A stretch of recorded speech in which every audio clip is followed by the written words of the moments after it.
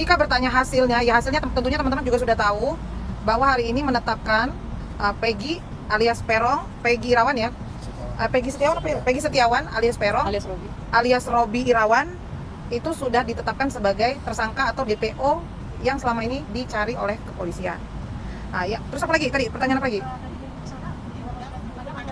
Inisiatif sendiri. Jadi ini mungkin saya cerita sedikit lah ya. Semenjak saat kami sudah diberikan kuasa secara resmi oleh keluarga Vina, tentunya kami langsung berkoordinasi dengan pihak Polda Jabar. Namun di hari pertama kan sudah ada komunikasi ya, teman-teman juga kan tahu kita Pak Hotman teleponan langsung. Tapi komunikasi selanjutnya kami tidak mendapatkan apa-apa. Selalu dilempar dari penyidik, dilempar ke Kasubdit coba ditelepon tidak ada jawaban, kemudian kami coba menghubungi Pak Dir, sama juga tidak ada jawaban. Sampai hari ini tidak ada pemberitahuan apapun kepada kami. Oleh karenanya kami berinisiatif untuk datang ke Polda Jabar, itu pun atas informasi teman-teman media. Jadi Pak Hotman informasi ke kami kalau hari ini akan diadakan press release perihal penetapan hasil penangkapan kemarin. Begitu. Jadi tidak ada undangan resmi dari Polda. Padahal kami ini kuasa hukum dari keluarga almarhum Vina. Begitu. Bu, apa yang paling membuat kuasa hukum ini kecewa terhadap hasil rilis dari Polda Metro Jaya dan dari Polda Jabar? Apa yang membuat kecewa? Oke. Jadi hari ini ada hal yang membahagiakan tentunya, dan ada juga hal yang membuat kami kecewa. Hal yang membahagiakannya adalah Polri sudah bisa memastikan bahwa pelaku yang ditangkap adalah salah satu DPO. Tentunya kami sebagai korban merasa senang, merasa ada angin baru lah, energi baru atas tertangkapnya pelaku tersebut. Namun ada hal juga yang membuat kami kecewa adalah kenapa Polda menyatakan bahwa 2 DPO tersebut itu tidak ada alias fiktif. Begitu. Ya, artinya dalam hal ini adalah kuasa hukum menilai bahwa sepertinya polisi melempar kais ke kejaksaan, yang artinya ini adalah kesalahan kejaksaan bahwa pembuktiannya bahwa 2 DPO itu seperti tidak ditiadakan sama mereka. Harusnya pihak kejaksaan yang harus menilai itu. Oke, kita bahas perihal itu tadi ya. Jadi memang di dalam amar putusan ya, amar putusan ini bacakan Tan. Saya bacakan, ada beberapa barang bukti, singkatnya, semua barang bukti tersebut di atas dikembalikan kepada penyidik Reskrim Polda Jabar untuk dipergunakan dalam perkara lain, yaitu atas nama Saudara Andi, Saudara Dani, Saudara Peggy alias Perong. Jelas ini. Ada putusan ini. Jadi di dalam amar putusan ini sudah jelas sebagai DPO. Sebagai DPO yang harus dicari. Jadi pertanyaannya, siapa yang paling bertanggung jawab atas kematian Vina dan Eki? Kalau 2 DPO itu dihilangkan, apakah serta-merta kami selaku kuasa hukum percaya begitu saja? Ayo, apakah kami harus tinggal diam? Berarti selama ini tentunya yang harusnya bekerja adalah siapa? Nah, betul. sudah tahu kan? Gitu. Jadi kami tidak mau tahu, kami tahunya yang berdasarkan keputusan itu ada 2 nama lagi yang harus dicari. Dengan ditiadakannya seperti ini, gimana harapannya? Ya, sekarang gini, kalau ini ditiadakan, harus bisa kepolisian menjelaskan fakta persidangan saat itu. Tentunya kan dakwaan itu kan berdasarkan isi BAP, ya kan? BAP, kemudian ada dakwaan, kemudian ada tuntutan, barulah putusan. Berarti kan selama ini patut diduga ada ketidakjujuran di dalam persidangan. Fakta persidangan benar ya? Benar. Bagaimana coba? Kalau produk hukum saja dikatakan fiktif. Nah, berarti kesaksian mereka patut dipertanyakan dong. Dan dikaji ulang, berarti harus ada persidangan ulang. Kalau begitu. Tadi juga ada mafia hukum yang kemarin maksudnya yang mafia hukum juga ada. Tidak ada. Bukan, saya tidak pernah mengatakan ada mafia hukum ya. Kami hanya memperjelas bahwa di dalam putusan tersebut sudah tertuang 3 nama DPO. Ada motor. Oke? Ada 3 nama DPO. Tetapi saat ini dinyatakan oleh Polda Jabar 2 nama tersebut hilang. Nah, bagaimana coba tanggapan kawan-kawan? Berarti semua fakta persidangan itu dianggap tidak sah dong? Sumir. Sebelumnya adalah bisa dipastikan tidak sah kan kasusnya kan? Iya. Ternyata fakta-fakta Ada PMH. Ternyata tidak sesuai dengan apa yang Iya. gitu. Nah, kuasa hukum sendiri dari keluarga Vina, apakah nanti mendesak pihak kepolisian ataupun dari pihak kejaksaan sendiri atau pihak pengadilan? Siapa yang bertanggung jawab? Jadi kami tidak akan mungkin berbicara atau mendesak, pasti itu sudah pasti, karena memang kamilah orang yang mengerti dalam proses hukum, ya kan, pasti. Cuman kami kembali lagi bertanya, siapa yang paling bertanggung jawab atas kematian ini? Coba, kalau 2 DPO itu dihilangkan, kami sangat mempercayai kinerja Polri. Salah kalau kami bilang kami tidak percaya.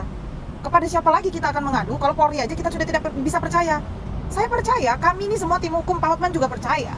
Cuma pertanyaannya, kalau ada perubahan secara sepihak ini ya saya katakan tidak melalui persidangan ya, apakah ini bisa menjadi acuan, kemudian apakah ini akan memperbaiki sistem hukum? Ya. Kalau saja putusan pengadilan itu sudah dibelok-belokkan begini. Ya. Begitu. Sintan atau teman? Selain dua yang hilang DPO juga tadi kan yang ditangkap tadi mengaku bahwa dirinya bukan seorang pelaku. Gimana sih? Sampai kata. Oh ya itu hak dia saja, mau dia mengaku bukan sebagai pelaku atau rela dihukum mati, itu hak dia. Nanti biar kuasa hukumnya yang memberikan pembelaan terhadap dia. Kalau masalah bersalah atau tidak, kita yakinkan ini adalah Peggy yang seperti keyakinan pada Priscilia hari ini. Tapi kan sebelumnya ternyata bahwa di media bahwa dia adalah salah satu pejabat, tapi maaf nih, bukan menskrit, tapi dia ada Gimana? yang berbeda dengan itu. Kami tidak mau membahas perihal Mana anak itu, pejabat mana ya, itu. karena kami tidak melakukan proses penyelidikan ataupun proses pencarian. Iya. Jadi nggak mau juga kami dikait-kaitkan dengan ini, jangan sampai nanti kami perang dengan masyarakat, gitu. Jadi cukuplah kepolisian yang memproses dan mencari bukti-bukti. Tetapi seharusnya karena ini sudah terjadinya produk hukum, Ya. berarti kan yang harus bersinergi kejaksaan dalam hal ini. Jangan juga kami yang diadu dengan masyarakat. Kalau kami di sini korban loh. Tapi terkait hal itu sendiri kan maksudnya bukan mengadu dengan masyarakat, tapi kan akhirnya sebagai kuasa hukum dari pihak korban mungkin ada nggak sih maksudnya tindakan untuk mencoba cross check kebenaran itu sendiri, Pak? Soalnya kan emang yang mencoba untuk mencari tahu gitu loh, walau dilakukan atau enggaknya. Nah, Sekarang kan gini, semua prosesnya kan ini yang menyelidiki itu kan pihak kepolisian. Tentu kita nggak bisa bertanya kemana-mana lagi selain ke pihak kepolisian. Sampai hari ini pun saya dan tim datang ke sana untuk menanyakan perihal hal tersebut. Prosesnya seperti apa sampai ada press release hari ini menyatakan bahwa 2 DPO itu dianggap fiktif. Kami menanyakan, tapi kami tidak diberikan akses. Nah itu yang menjadi lagi tanda tanya lagi kepada kita, ada apa? Harusnya pihak kepolisian itu membuka jalur akses, memberikan seluruh informasi secara jelas dan detail kepada kami. Kami pihak korban tidak mungkin kami setuju ada 3 DPO lalu dihilangkan, tidak mungkin. Jadi kita bertanya, apakah amar putusan itu betul atau tidak? Seperti itu. Kenapa bisa jadi ada 1 DPO saja, 2 DPO-nya hilang? Bagaimana ceritanya? Itu kami mau menanyakan hari ini, tapi aksesnya ditutup. Apa yang membuat mereka melakukan penutupan akses? Saya tidak tahu. Yang jelas ini tadi yang saya katakan. Dari mulai kami memperkenalkan diri sebagai kuasa hukum 10 tidak hari. ditanggapi. Dari mulai kami mencoba menanyakan dan mencoba untuk menghadap tidak ditanggapi. Sampai hari ini pun terjadinya press release kami tidak diberitahu. Sampai kami datang tadi dengan Inisiatif terburu-buru dengan inisiatif sendiri mencoba komunikasi juga tidak ditemui dengan alasan jangan mendadak. Kan ini lucu, kok mendadak? Seharusnya mendadak itu siapa? Yang mendadak itu ya mereka. Kenapa tidak beritahu kami? kenapa tiba-tiba ada press release? Harusnya kan informasi disampaikan. Oke, seharusnya teman-teman kepolisian jangan terlalu cepat memutuskan bahwa ini adalah tidak ada 2 DPO fiktif. Tanyakan dulu. Oke, kalian punya wewenang terhadap pemeriksaan, terhadap penyelidikan. Tapi tanyakan dulu kepada kami apa saja. Kita bisa discuss dong alasan-alasan itu. Berarti ini kan ada PMH-nya di dalam putusan itu. Bukan tidak mungkin para terpidana melakukan gugatan loh. Mereka bisa melakukan gugatan. Tapi tepatnya mungkin ya ini lebih ke blunder Akhirnya. antara penyidikan, tuntutan, putusan sehingga keluar DPO. Tapi kenapa statement dari kepolisian tiba-tiba DPO ini tidak ada? Itu kan pertanyaan besar. Seharusnya ya kawan-kawan media bisa uber dong ke sana pertanyaan seperti apa, jawabannya seperti apa. Jangan terlalu fokus ke kami juga gitu kan. Mungkin sebagai tambahan sepertinya, sebagai tambahan ya. Perlu rekan-rekan wartawan untuk meminta klarifikasi kepada kejaksaan sepertinya seperti itu. Ya. Kenapa? Karena menurut kami bahwa dengan adanya 3 DPO berdasarkan putusan, namun hari ini polisi mengatakan bahwa ini tidak ada, maksudnya hanya 1 dan 2 tidak ada, itu berarti sama saja polisi mengatakan bahwa kerja penyidikan di tingkat penuntutan itu tidak maksimal. Begitu juga dengan kepolisian. Nah, perlu teman-teman ketahui bahwa serangkaian tuntutan yang ada itu karena berdasarkan berita acara di penyidikan. Nah, lalu kenapa hari ini polisi mengatakan bahwa ini karena mereka mungkin diintimidasi atau seperti apa, lalu itu hanya pernyataan yang kemudian Saya bilang kayak ibaratnya lempar tai ke kejaksaan. nah seperti itulah. Makanya menurut kami bahwa hal yang paling tepat adalah rekan wartawan harus meminta klarifikasi kepada kejaksaan yang menuntut perkara tersebut, yang memegang perkara tersebut. Mungkin kalau dari kami seperti itu. Satu lagi tambahan boleh nggak? Ya. terkait 2 DPO yang setelah diadakan oleh pihak kepolisian, apa dari pihak tim kuasa hukum ini mendesak agar pihak kepolisian tetap mencari 2 DPO tersebut atau seperti apa? Ya, berdasarkan putusan. Ya, berdasarkan putusan kami akan tetap tegas bahwa 2 DPO berdasarkan putusan itu kami yakin bahwa itu ada. Jadi agar tetap dicari gitu ya. Harus dan wajib dicari. Itu kan udah produk hukum. Iya. Dan dengan adanya tadi tanggapan keluarga Vina sendiri seperti apa? Jelas kecewa. Jelas kecewa. Tadi mereka sempat telepon saya. Dia kaget terhadap statement dari Polda. Loh Bu, kok cuma 1? Tapi saya coba menenangkan bahwa sabar. Saya yakin ini kepolisian hanya meminta waktu mungkin ya. Saya coba menenangkan mereka dan saya katakan kami akan coba berkoordinasi, coba kami rapatkan dulu dengan Pak Hotman perihal hilangnya 2 DPO ini, dan tentunya ini menjadi PR besar lagi. Akhirnya bukan hanya kepolisian tapi kejaksaan. Ya. Kenapa juga kejaksaan tidak bekerja selama ini? Pertanggungjawaban atas Ya. putusan seperti itu. Nah, tapi Hanya selama ini memang si jaksa. Ya. Iya. Bos Melapa yakin bahwa ini ada DPO yang Peggy atau hanya pemeran pengganti saja Pak? Bagaimana? Tulisan tadi apakah yakin bahwa dari sebagai kuasa hukum dari Saudara Vina Yang melakukan penyelidikan semua kan kepolisian, tentu percayalah, kita harus percaya. Jadi begini, yang melakukan penyelidikan, pemeriksaan, itu kan pihak kepolisian. Tentunya dengan kasus ini viral, saya yakin tidak mungkin kepolisian akan asal menangkap ataupun asal menetapkan tersangka. Ini sangat berbahaya loh. Kalau kita tidak percaya dengan hasil pemeriksaan, terus kita percaya sama siapa? Apa yang harus kita lakukan di tengah ketidakadilan ini? Kalau memang kepolisian tidak sanggup, berarti kita harus bagaimana?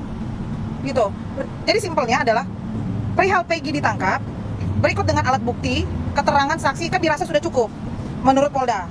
Kami selaku kuasa hukum korban hanya melihat perkembangan, dan tentunya kami pasti senang dengan hasil ini. Tetapi yang tidak senang itu tadi, kenapa kok DPO-nya hilang dengan alasan yang tidak masuk di akal, teman-teman. Kalaupun mau dinyatakan hilang, Siapa yang bertanggung jawab? siapa yang bertanggung jawab? Itu yang harus dipertanyakan. Iya kan? Paling utama itu. Paling utama itu, siapa yang bertanggung jawab? Membedakan produk hukumnya. Ya, Ini kan pernyataan kepolisian itu menurut kami blunder. Dia bertentangan dengan putusan, bertentangan dengan penuntutan. gitu kan? Jadi gini, saya tambahan tadi satu press release mengatakan bahwa kenapa ada BAP yang dicabut itu karena ada tekanan dari pihak lawyer yang menyuruh, ya kan, merekayasa untuk mencabut. Berarti secara tidak langsung polisi itu mengatakan BAP itu benar adanya.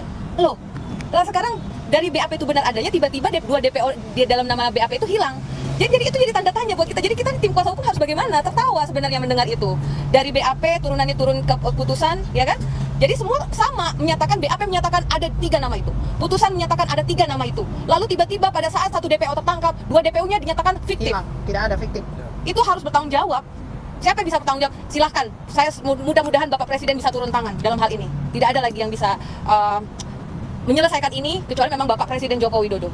Seperti itu. Jadi Ya, adalah karena pihak masyarakat ya. Jadi kita tidak bisa. Mungkin aja pihak masyarakat sekarang sudah hilang kepercayaan. ya, justru Kali dikuantifikasi seperti itu. ya, Iya dong. Jadi gini, 8 tahun tidak tertangkap isu yang tersebar.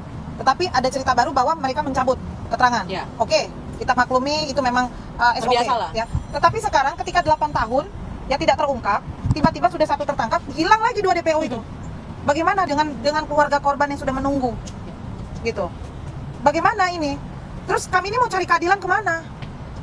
Tentunya, Pak Presiden. Ya berarti Bapak Presiden harus turun tangan ini, Pak. Mungkin masih banyak pina-pina yang lain, eki-eki yang lain yang tidak terungkap juga. Ya. Sekian lama menunggu, sekian lama berharap akan ada keadilan, tahu-tahu sudah dapat 1 orang, 2-nya dihilangkan. Dan tidak ada yang bisa bertanggung jawab. Udah terjadi produk hukum juga. Nah, apalagi yang mau ditanyain? Ayo. Sudah. Sedikit Kak, mungkin ini menurut pandangannya aja. Apakah bisa dikatakan ada SOP yang melenceng dari pihak berwajib sendiri? Bisa saja. Yang bagaimana? Ada SOP yang melenceng terkait penangkapan tersangka, penangkapan Peggy. Nah, kalau itu ditanyakan kami tidak bisa menjawab, ya. Karena kami tadi kan udah katakan tidak bisa ketemu dengan pihak kepolisian. Ya kan? Siapapun itu. Kalau penyidiknya kami pun. mengatakan ada SOP yang salah, itu kami salah. Sudah memutuskan sebelum kami mendapatkan informasi yang jelas. Gitu. Maksud dan tujuan kami tadi justru datang ke Polda itu supaya pertanyaan yang timbul di masyarakat ini bisa kami jawab. Linda mana, Peggy mana, DPO mana? Selalu ini terus yang ditanyakan masyarakat. Sementara kan masyarakat tidak paham tentang proses hukum. Masyarakat kan pasti hanya menilai, kami taunya ada 3 DPO, kami taunya ada Peggy A, Peggy C, Peggy B, segala macam. Jadi kalau kita dikatakan SOP-nya salah, kami tidak tahu itu. Intinya kami ini wakil dari keluarga almarhum Vina selaku kuasa hukum. Gitu. Kami tidak bisa menjelaskan secara detail karena kami belum ketemu. Kami sudah coba menghubungi, coba komunikasi, bahkan saya sampai telepon Pak Hotman. Pak Hotman menghubungi salah satu petinggi Polri untuk kami bisa ketemu, juga tidak bisa. Jadi pertanyaannya, mohon maaf ini rekan-rekan Polda Jabar ya, kami sangat kecewa, kecewa kami. Sudah jauh, kami tidak diundang, ya kan, dapat informasi yang tidak memuaskan, tiba-tiba kami ditolak. Aksesnya ditutup ya. Ada bisa ditegaskan bahwa Polda Jabar masih menutupi kasus Ya, ini? bisa Ya, jadi. bisa jadi itu. Sedikit penegasan Kak. Tidak ada transparansi, tidak ada transparansi. Iya, itu kan tadi sudah dijelas terlalu cepat untuk menetapkan tidak ada 2 DPO lainnya. Ya, Hanya dalam waktu beberapa hari penyelidikan tiba-tiba hanya ada 1 DPO, itu terlalu cepat menurut kami. 4 hari kan katanya tadi, dalam Iya, waktu 4 dalam hari. waktu 4 hari. Ditangkap itu. gitu loh. dalam waktu 4 hari. Juga ada oknum yang berkuasa di atas kepolisian. Nggak bisa kita katakan itu, nggak bisa. Itu di luar ini Nggak. Masyarakat bisa menilai sendiri ya. Dari dua tim kuasa hukum keluarga bahwa Peggy yang dirilis khawatir kayak yang sebelumnya yang 8 tahun ternyata salah tangkap atau seperti apa? Oh, beda gini sih. Beda salah, takutnya Peggy tadi bukan Peggy yang asli. Jadi gini, kan tadi ada konferensi pers sudah ditunjukkan juga beberapa bukti bahwa Peggy yang dihadirkan alias Perong alias Robi Irawan itu memang sudah mengganti identitas, ya kan? Mengganti identitas pada tahun 2016 juga pernah polisi mendatangi rumahnya dan menyita motor Yang digunakan pada saat kejadian. Lalu ada fakta baru lagi, ini saya bantu jadi dari ini ya, dari press release hari ini ya. Jadi ada fakta baru lagi bahwa ayah kandungnya Peggy ini mengaku Kan bercerai dan mengaku kepada warga bahwa Robi ini adalah keponakan, jadi tidak diakui sebagai anak. Nah itu bisa rangkaian cerita bohong yang beberapa tahun ini dirangkai oleh Peggy alias Perong alias Robi Setiawan. Jadi kalau misalnya tadi dia bilang saya tidak bersalah, saya rela dihukum mati, itu sah-sah saja sebagai pembelaan dia, tapi harusnya masyarakat jangan fokus ke situ. Masyarakat harus percaya bahwa ini memang sudah terjadi penyelidikan, ada saksi, itu sudah ditetapkan sebagai tersangka yang betul-betul press release hari ini, ya itulah gitu loh. Jadi jangan memblunder kemana-mana lagi. Yang kita harus sekarang fokuskan adalah kenapa 2 DPO-nya hilang. Jadi fokusnya jangan terpecah belah. Jadi itu loh. Saya yakin banget pihak kepolisian sudah sangat-sangat kooperatif tentang hal ini, menetapkan tersangka Peggy hari ini dengan berbagai barang bukti yang sudah ada.